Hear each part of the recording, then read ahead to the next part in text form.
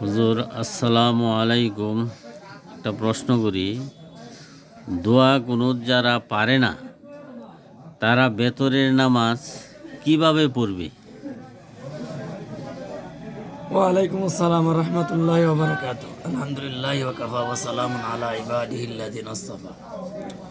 আপনি প্রশ্ন করছেন ভাই যে যারা দোয়া কোনো পড়তে পারে না তারা ভিতরে নামাজ কিভাবে পড়বে। আমি একটা কথা বলছিলাম যে দোয়া কুনুত পড়া ভিতরে নামাজে ওয়াজিব, কিন্তু যারা ভিতরে নামাজে দোয়া কুনুত পড়তে পারে না তাদের করণীয় হলো যে ভিতরে নামাজে দোয়া কুনুতের সময়, দোয়া কুনুত পড়ার সময় তারা অন্য একটা দোয়া পড়বে, তার জন্য যারা সহজ হয়, আসান হয়, এমন একটা দোয়া পড়বে।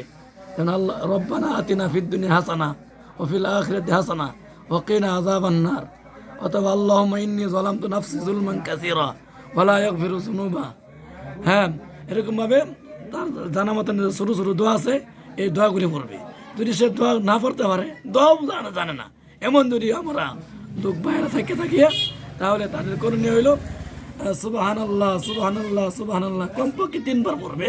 পড়ার পরে সে কি করবে, রুকুতে যাইবে।